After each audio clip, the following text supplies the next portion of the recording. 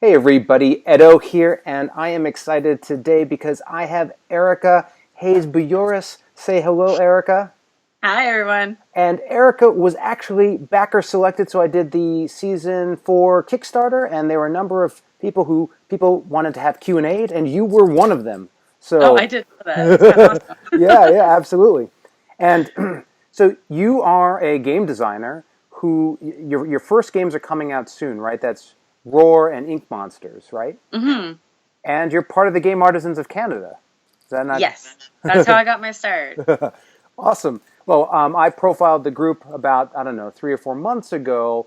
But just to jump in, I assume you're based in Canada right now. Yes, Yeah, okay. yes. Well, so as a young new designer, part time, you're a teacher, right? Yeah, I'm a full-time elementary school teacher. So this is just a great outlet for like all my kind of creative, whatever you want to call them, because I just think it's so much fun. Oh yeah. Well, and so as jumping in, how did you get into being a designer? Like, how did this all? Two games. One was a Kickstarter, but one's IDW. I mean, that's a pretty big deal. How did you get started? Um, I know it's going to sound a little bit silly, but I kind of just said a few years ago that I was like, I'm going to make a game. I mean, I've always kind of done it in my class. You've got to make things interesting and accessible, and you can make anything into a game if you really want to. Sure. And so you kind of learn that, especially because I mean, my age groups range from 6 to 12-year-olds. You've got to keep them entertained and find something that's novel. The more novel something is, the more they remember it. So it becomes this: how do you make something kind of sensationally interesting? Um, so that, anyway, that's kind of the goal, and that's where I've sort of been putting my design efforts for the last, I don't know, almost 8 years now. But then it kind of became like, well, I always like doing something creative on the side. Like I've done painting, I've done writing, I've done cake design, I've done, you name it. I've probably done it because I just like to make things, but I never kind of found that one outlet that I was like, yeah, I'll stick with this. Like I just kind of picked up something new every year just to be like, yeah, now I know how to do that. That's awesome. Like now I can airbrush. Sure, why not? But you don't really continue with them, right? Because kind of like, well, I don't really know what to do with this now. The best thing is all of those things have sort of wrapped back together and been like, oh, they all can go into gaming. This is awesome. Why not? Why not? Right? And you mentioned just when you're making a Minecraft cake right now, right? So Yeah, my son's turning 6 and has decided that he's super into Minecraft all of a sudden. So I'm literally making a block at the moment. Okay, so you've been creative and artistic, and you were working on designs, and you sort of naturally are doing it to make things fun, or a spoonful of sugar, or whatever for your students, and you. But then there's this leap, right? There's this leap from like wanting to Yeah. do it So to what actually I doing it. I have to say, I'm very, very lucky being in Toronto. There's just such a huge community here of players, designers, like you name it, right? So not only do you have people who are more than happy to play a prototype, you also have people who show up, once a month to, let's say, something like Snakes and Lattes, who already have like 5 published games and can talk to you about that kind of thing. And those exist all the time, which I have to say, like, where else can you find that? So super lucky in that sense. And that's kind of how all this started. Is I started getting into the community a bit more, started going to designer nights and being like, sure, this is a little awkward and strange. And usually I'm like one of maybe 2 girls total there. But you kind of get used to it as you keep pushing yourself a little bit more and people warm up to you. And then, you kind of do jump in and you get, I mean, it's a kind of a steep learning curve, to be honest, when you've got this many people around you who already have games that have been picked up. It's very Sure. quickly like, yeah, this needs like, tons of work, or this needs this, Right. because they're very honest, right? Yeah. Well, and Um, you've partnered with you know, Mr. I'm trying to think of a fun thing to say, but uh, just the furnace of board game design, machine maker, yeah. Daryl Andrews, right? And I think some of these titles coming up, you worked with him on as code designers, right? Yeah, I would say the majority of things I have picked up are co-designs. Actually, the majority of things Daryl do is co-designs, just because co-designing, if you can find the right person, the right someone to have that perfect feedback loop going, it's like, you guys can decide something in 10 minutes that would have taken you like 3 months by yourself. Right, right. Because you not only do you have someone else with all that experience, but you can quickly troubleshoot things that you don't even have to go through the effort of making, because you have that sounding board with each other. Right. So, I mean, it's a really great relationship if you can find it. Because I'll be honest, I've tried working with other people. We just don't click. It's not even like a friendship thing. It's just we don't think enough alike to make this work. Yeah, yeah. You shouldn't be fighting about the design. You should be Not cooperating. even fighting, just certain ideas don't click right with certain Yeah. people. You're just like, you just can't find that. Where are we starting this from? Whereas other people are like, boom, boom, okay, guys, okay, we've got the outline for the game. 20 minutes later, let's make it. But you can't expect that with everybody. I've only found it a handful of times so far. And so you dive into the scene in Toronto, which I talk about in that Game Artisans of Canada, right? There's the huge center of energy and core, and you're meeting people, and you start Yeah. collaborating with Daryl. How did so you know as your was RAR? Which was your first design? That sort of is that RAR or is that Ink Monsters or something? No, funny enough, our first design only just got picked up. I can't really Oh, say much about it right now because it's going to get a reskin. okay. It's getting wrapped up into another world. But funny enough, that was the first thing of ours that ever went to, I think it was Gen Con about the 2 years ago, or like at least two Gen Cons ago. And funny enough, it was kind of a kids game in its own way, or a family game. And I think Space Cowboys of all people took the prototype and were like, "You don't make kids games. What are you doing?" So this game is one of those ones where everyone Everyone keeps, wants to take over the world. Everyone wants to take well, over. so we were like, this is, everyone keeps saying, "Oh, this is awesome. I can't wait for somebody to take it," but it just never quite got there. So it was interesting, but you don't give up on stuff, or if things take too long, you kind of scrap it or keep the one thing you like and keep going, right? So the nice thing is that one just disappeared, but that was the first thing we really worked on together. So outside of the two that we know are coming, um, what? How many other games do you have signed signed and then that are like actually coming to fruition and then in the works? That's a good question. I sorry, don't mind me. I'm just plugging in my phone really quick so we have battery power. That's no problem. Um, I know it's hard to keep power going on in the field that you're hanging out in. okay, hopefully that's working. Yeah, I sorry about my phone and my bizarre wall. Um, there. Hopefully It's that great. y'all getting. Yeah, Am I still here? yeah. You're still there. I can hear you. It's filming. Perfect. I think I've got power now. Um, oh yes. Anyway, after meeting Daryl, I actually got him. Oh, sorry. Sorry if I froze for a second. It wanted me to put my password in again. Yep, it's fine. All right, there we go. Yeah, after meeting Daryl, funny enough, I he was working on a game at the time, and he was like, "Yeah, I just can't really figure out a theme for this game." And I was like, thought about it for a little while, and I think that night I was like, "Well, so I had some ideas. Are you interested?" He's like, "Sure, whatever." Right? Like he doesn't really know me from much else, so I was like, it's gonna sound really weird, but I have like seven." He's like, "What?" So I sent them all out, and funny enough, after that, he's like, "Hey, do you want to design a game?" I was like, "Sure." And once we started working a little bit together, he actually asked me to join the Game Artisans with him being my mentor, because that's how the relationship sort of works, is that you meet people and hopefully someone takes enough of an interest in like saying, "I think you've got something, interesting here," or "I think you've got potential in this." And then they bring you in, and the goal is to have all those resources, all those people to feed off of, to say, this is what a great game is, this is what publishers are like, this is what you should expect. And we do talk to each other, just so everybody knows. We do talk to each other about, what was your experience with this person, or, realistically, what should I be expecting from this, or things like that. We Yeah. try to protect each other a little bit or help each other out. No, it's super. A very cool organization and group. I mean, again, I compared it to a little bit to League of Game Makers. League of Game Makers sort Yeah. of more dispersed in its support in sort of a generalized way, but it really is a sort of mentorship uh, program, if you will, in Mm-hmm. Canada. One of the things you mentioned that while you were going through your experience, was this, you know, two two women out of 50 or whatever the sort of dynamic has been. And one of the things I'm curious about is sort of what has your experience been as a female designer? I was doing U.S. designers and Canadian designers and spent some time looking into it, and there are a lot of female designers for upcoming games, but there really haven't been that many. There certainly are some, and I tried to highlight them previously. But what has your experience been sort of entering the scene from that perspective? Yeah, it's interesting.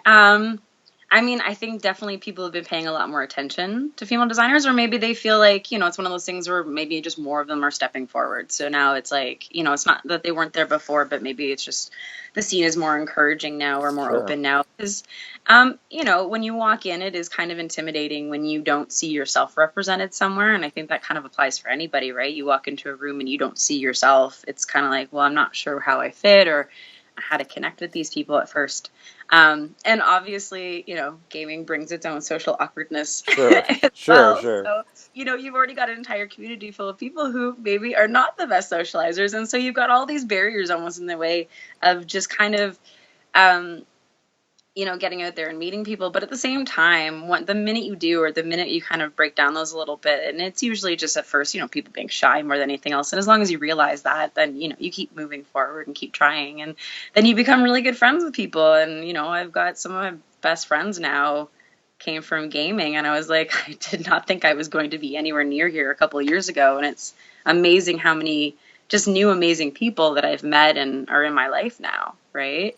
But so getting into that is, I would say there's a bit of a difference between being possibly a female gamer and than a female designer. Sure. Sure. Um, yes, there are people who assume you do not know how to play games or things like that. When it's like, I'll sit there I've even had a situation before where I commented on a rule of something. There was someone actually read a rule wrong, and it would have caused us to have to divide points as we went along. And I was like, that doesn't really make sense. Why are we adding by half points? That seems like a very convoluted rule. And they're like, what? Like, you can't add by halves? I was like, no, the rule doesn't make sense. Like, almost immediately, I can't do math or something. But you're just like, no, that's not it. I understand fundamentally that this does not work within the game. There's no way that's the real rule. And it wasn't. But I mean, you do get some of that. But then again, I'm sure anybody who's kind of has that kind of personality might be more like that. So it's not necessarily male or female. Yeah, yeah. I mean, there's certainly been a bunch of times as a designer where we're playing something and I'm like, that can't possibly be the rule. Like, really? Like, that Yeah. seems like Let's try that a again. counter to what this whole game's about. Let's take a look. And most of the time, maybe it's wrong. Sometimes you're like, well, all right, well, let's check it You're out. like, I would have done that a little differently, but hey, Yeah, it's not my. yeah, But for sure. I mean, for the most part, people are very inviting, and that's been really, really positive. As I said, it's helped. It has helped a lot being part of the Game Artisans and co-designing with Daryl, because obviously he knows like everybody. So that for me has probably been easier than some, at least getting those face to faces. But I will say that I've started branching out and contacting more people on my own as we go along. The nice thing is that people are open and to saying, sure, fine, I've never met you, or I've only met you once, but yeah, I'd love to see something, that you've got. And it gives you a really good chance to sit down with them and say, so what are you looking for? Because that's the one thing, as much as you really, you can go through a publisher's website or their past catalog, Right. but that doesn't mean that's their future direction. Correct. Yeah, exactly. Not what they're looking for right now. And I think you brought up something that's important, which is the board game industry is in a lot of ways this juxtaposition around community and people who like to game together and be playing, but also a lot of social awkwardness as well, right? Like, so it's this interesting balance between the two. And, certainly my experience, which is not the same, but is everyone or many people are really open to engaging and looking at games and just excited about the space, right? And I think if you're able to make the leap, like I met you at Gen Con this last year, I believe. Maybe we had met before that, but I think, getting to conventions, walking around, it certainly helps to have somebody introducing you, especially, Yes. somebody whoever, Daryl running around. I mean, that is a good mentor to have. You picked wisely, or he picked, whatever. But generally, right, I think going out there and trying to get that exposure, and I do think there's probably, I mean, for sure, just like there's a difference between game designers and game players, male game designers, game players on the female side too, right? That you some different perspective, different idea of what you want from gaming. So, I mean, I think it's a great community growing. Mm-hmm. Mm-hmm. There's a little. I do know there's a little bit of a difference. It seems every once in a while. Actually, it's funny. Because Daryl and I have like design weekends where we don't live in the same city. So we'd have to do a bit of back and forth. Though we're not too far from each other. But most people understand Canadian geography. We're pretty spaced out. Yeah, We've yeah. got lots of space between us. It's like the East Coast and the West Coast in the States. It's like, yeah, Kind 13 of. Yeah. states can fit in California. Yeah, exactly. So, I mean, anywhere you leave a city, there's usually the next city is like an hour away, and you're Right, still in the same province, right, right? right. So, anyway, I'll go stay with him, and I'll be talking to his wife about the new design. She'll be like, "That's one of yours," or something like that. I'd be like, every once in a while, I'd be like, "What do you mean?" She's like, "Yeah, because you're the only, almost like you think like that." And so she started pointing it out, and I started realizing that more. I mean, I know other male designers do it too, but I'm always theme or story first. And Sure. I tend to have my mechanics very much stem from that. It's rare that I'll be like, oh, I want this mechanic and I'll build this whole game around it. Though I do challenge myself to do that. I challenge myself with new themes or new mechanics all the time. I try to, as like a design challenge, to keep pushing myself. Have you Um, ever heard of mechanics, dynamics, and aesthetics, MDA? I mean, you may not have. There's a really cool framework. I did a video about it. Um, it was in the video game space, but I thought it was really applicable to board games, and it has to do with thinking about games from a the mechanic, the dynamic, and then the aesthetic. What you want to get, the kind of fun you want to have. So mhm, it's a like theme, but a little different. mhm. And I think you might find it interesting to read the white paper or watch my video or whatever you want because it really provides one nice framework to discuss that kind of thing in a really interesting way. So it's certainly Nice. something worth checking out. And I agree. One of the great things about Kickstarter, among other things, has been so many. A lot of times design comes from your perspective, whatever that perspective might be, and more and more the Kickstarter opening up the door to more and more people creating games and finding their tribe and their audience without a publisher or a distributor or somebody saying, that doesn't work with my perspective, that doesn't work with my perspective, is this blossoming of all these different game designs and approaches, right? Oh Hmm. wow, that's really that's really a personality based game, and that I mean there was Fog of Love. It's just like how that probably would not have gotten through the traditional publisher route, but has been a really huge success. Or I mean I play so many Kickstarter games, right? But there's just been so many that have been like, what an interesting and novel approach. And oh, that makes sense because I played a Pinball Showdown and it's a female designer, I believe, but she worked in pinball machines or like played pinball, and so it's very like I've never played a game about pinball, but that's a really interesting thing, and she did a nice job of, Yeah. of, of pulling it together, right? So I think that's what's great right now about so much energy and creative people coming together and having a way to find the 500 or 1,000 people that say, you know what, I like that. That's cool, even if Target isn't about to pick it up, you know? Well, and that's, as you said, the best thing about Kickstarter, because it's like the more you start to see contracts from publishers, the more you start to realize. I mean, everything's is they want a minimum of 3 to 5,000 on anything plus, and that's minimum. So they're always thinking volume, volume, volume. And then you're right, there are certain games that will never be volume games, but that doesn't necessarily mean that they're not good games. And so Right. the great thing is there are things like Kickstarter now that says, well, you guys decide how many units of this you want, and it's a giving people choice. I mean, I think we might be seeing a little bit of a swing with Kickstarter. It'll be interesting to see where it goes from here because I think we kind of had a bit of a flood, and now people are kind of maybe a bit more wary about what to put money on. But then I feel like we're going to jump back in again. It'll be interesting to see what happens exactly now. Yeah, I mean, it's going to be a show. I mean, I think when you look at, I did a sort of a roundup for 2017 recently, and this was a topic I hit. But it's a combination of Kickstarter disrupting the industry, but also a combination of Amazon and direct to consumer disrupting the industry. Yeah. So at the end of the day, when you have so many titles, at some point players can't consume them all and have a hard time finding them and selecting them, and so then the quality bar, the pricing, and the sort of marketing start having a larger impact because there's just so much out there, and Yeah. we're certainly running into that.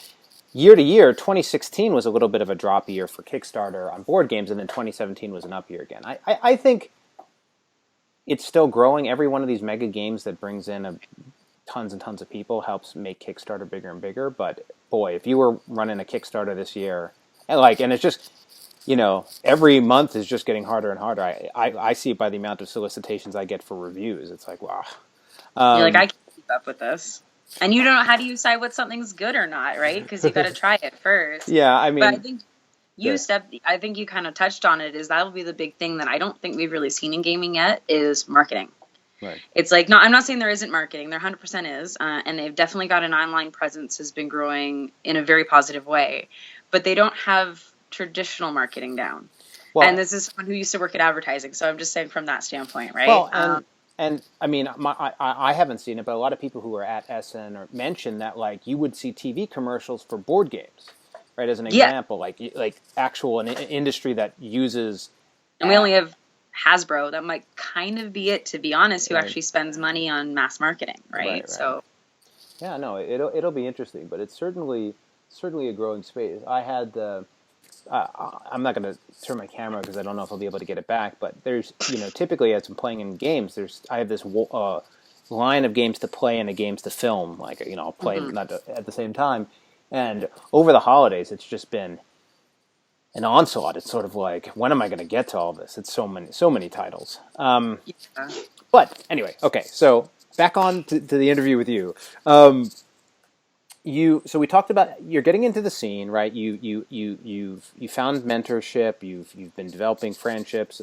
You've started to travel, right? You went to, I presumably going to game conventions started after you started into design, right? You weren't doing that before Oh that, yeah, no, I was designing for a little while. I mean, I didn't even go to the first conventions that my designs went to, right? right? So, because my goal was always, I didn't really ever want to take anything away from my family. Like, Sure, obviously cons can be quite pricey, so I didn't really start attending until it kind of became to the point where I actually was. I'm kind of paralleling to I was selling games, so then advances were enough to always cover my expenses and travel, and I try to keep that loop going as best I can, sure.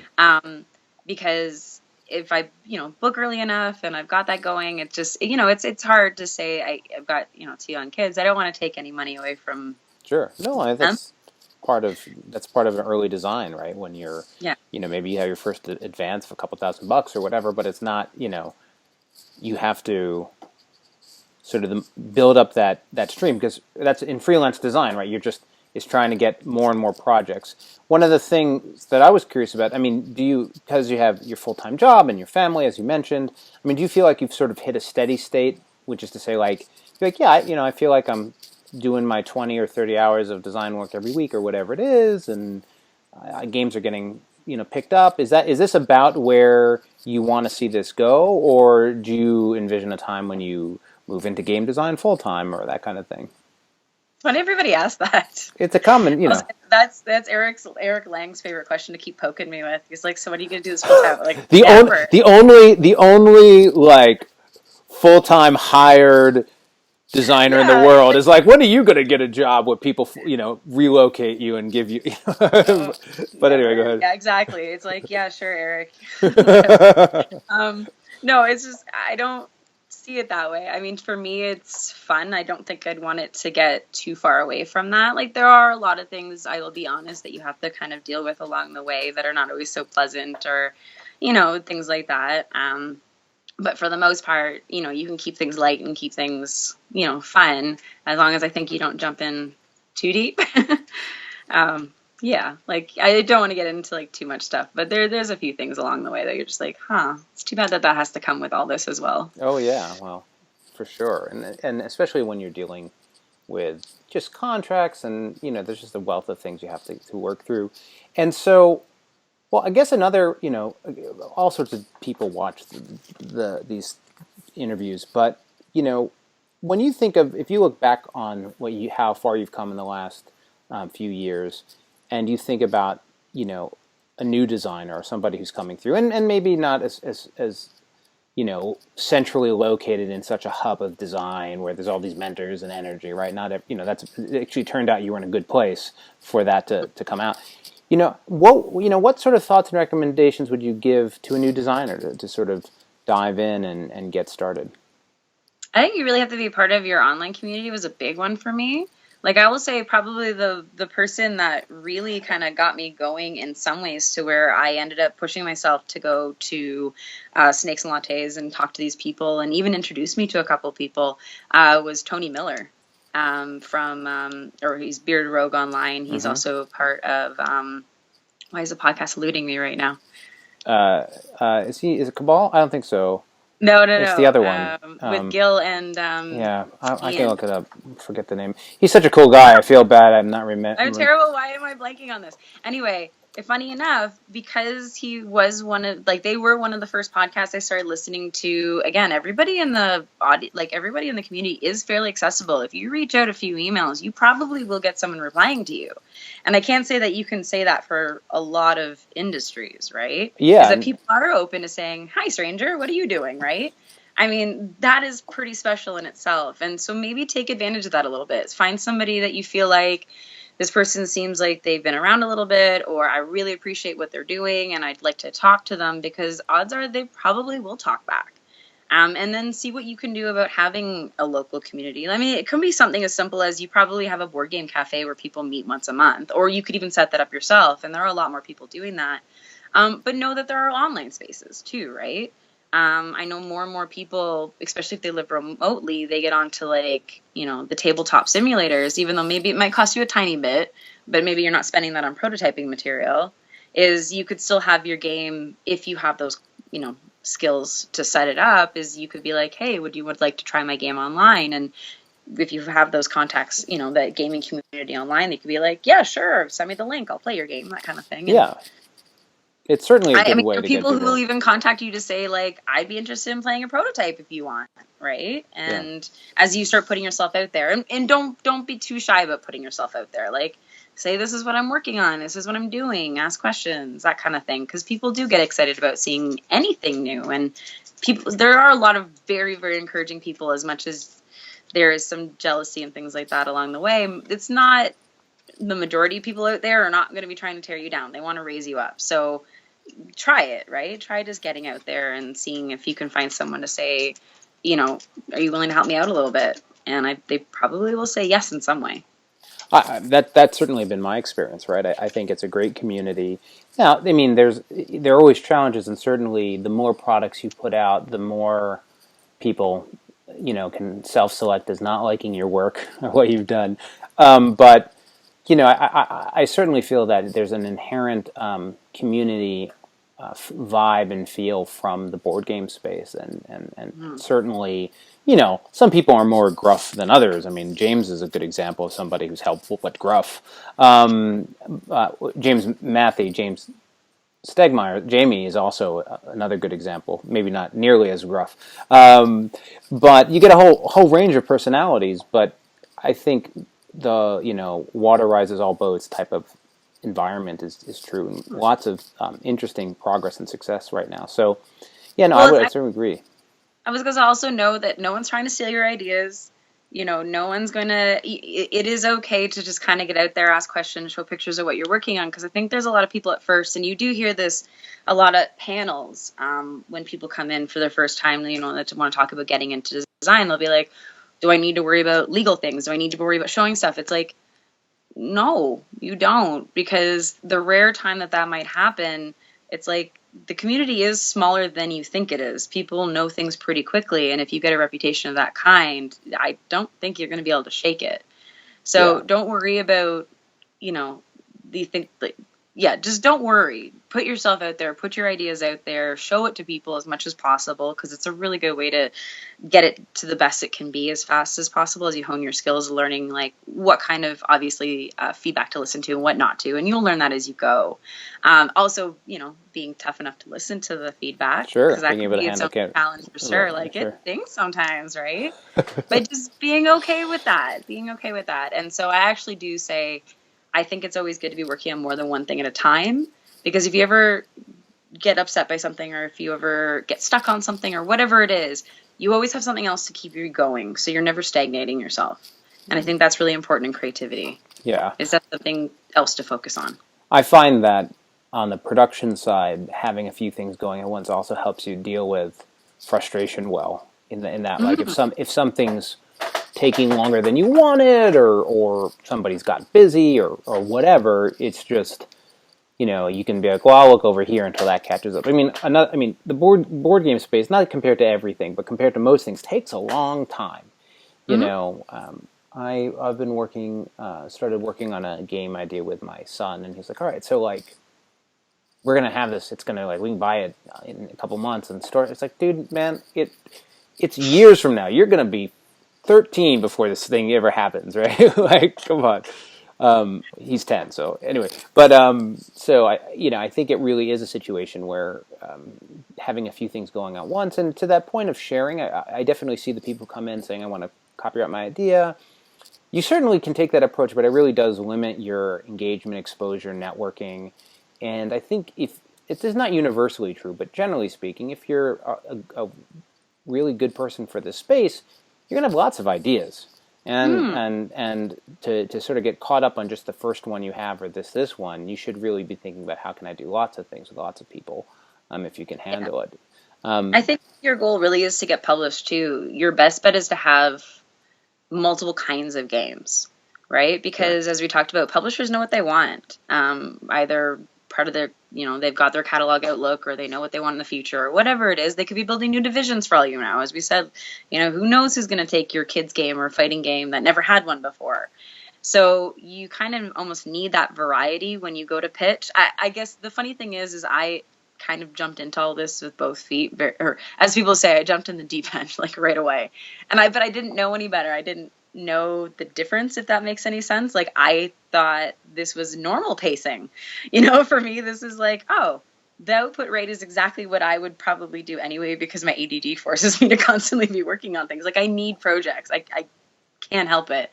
But I didn't realize until I started looking at other people that I'm like, oh, wow, you guys must think I'm crazy. But then there's other people who, I think are crazy, because I'm like, man, you must not sleep, because I don't know how you have as much productivity as certain people do, right? You're like, there's no way you sleep. It's not possible.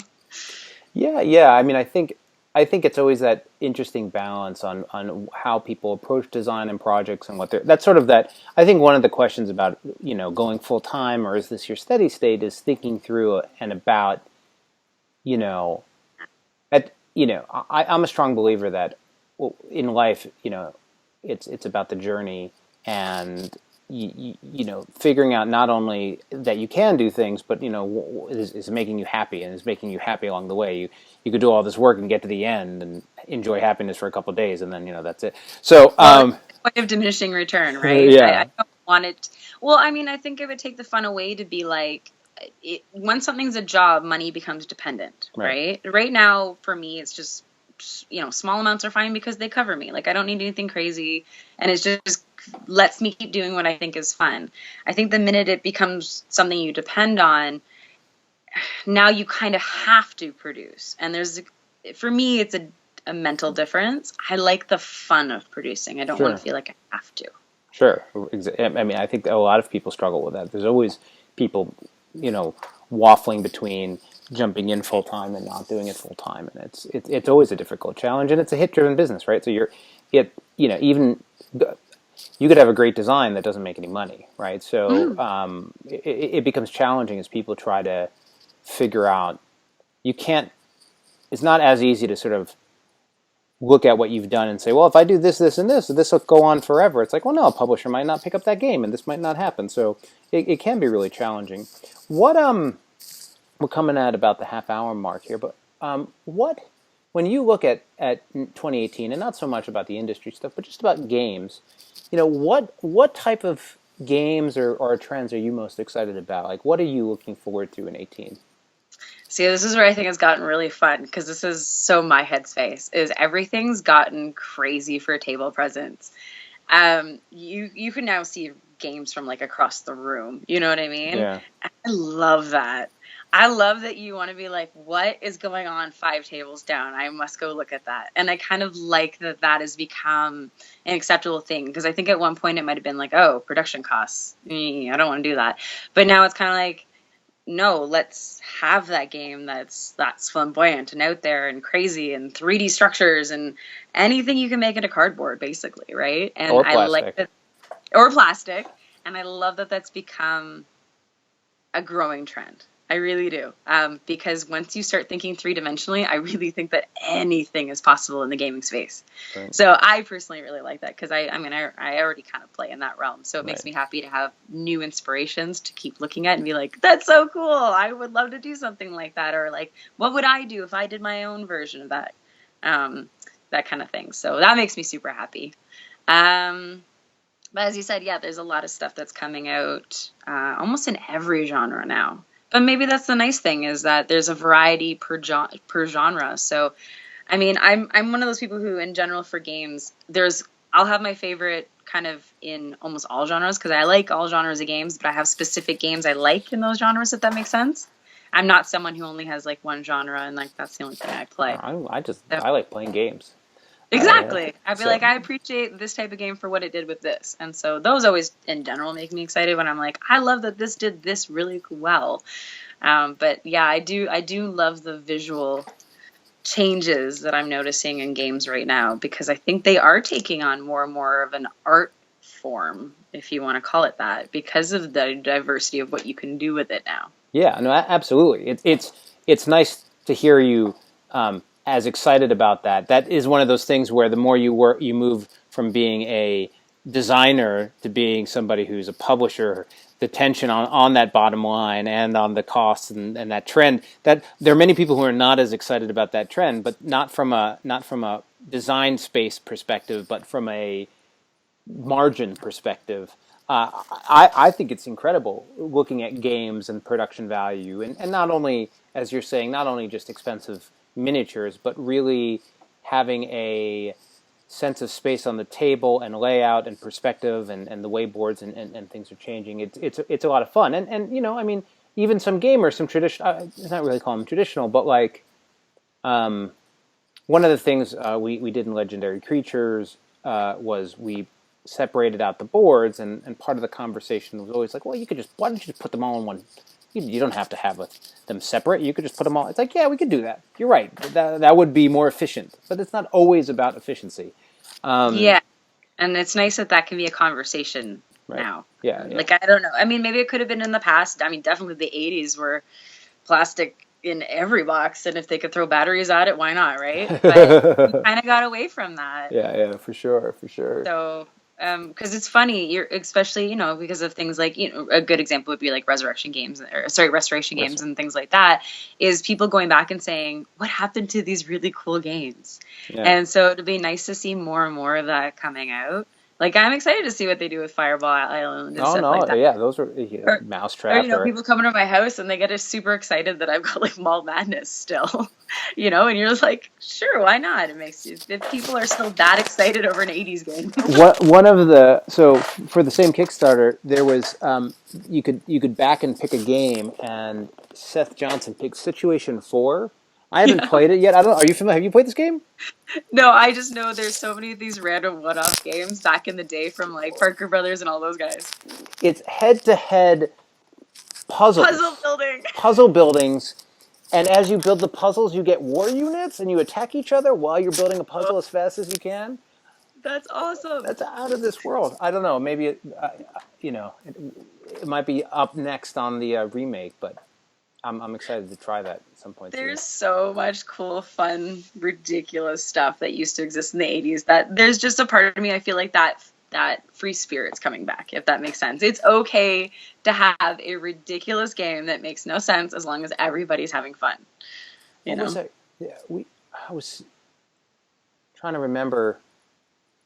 Oh, we were watching last night honest trailers for Boss Baby and how ridiculous some of that movie is. But anyway, speak of it, it's like what is that? What's going on? Anyway, I think at that point we've come to about the 40-minute mark. Thanks so much for being on, and I'm super excited. I think I've yet to play any of your games, so I'm looking forward. Oh, hopefully soon. Yeah, hopefully you soon. like them. Yeah, well, even if I don't, no, I'm sure they're wonderful. But no, I haven't had a chance to play them. I'm looking forward to with the upcoming Roar, right? Roar and Ink Monsters. So hopefully I'll get a shot at that. You're certainly welcome to send me one if I can't find it. But And I finally get them too. but no, awesome and excited for all the work, and it's wonderful to see a design community in Game Artisans of Canada and Snakes and Lattes, and just that scene creating such an environment for growth. It's fantastic. Mm-hmm. Come to Toronto. Toronto's I, awesome. I'm hoping to. I'm hoping to. Anyway, so thanks everyone for watching, and thanks for joining us. I have a problem. Bye. Bye. Hey everybody, Edo here, and thanks for watching Gaming with Edo. Reviews over here on this playlist, League and Insider videos over here on this one. Subscribe, share, all that good stuff. But most importantly, play some great games. Thanks. Bye.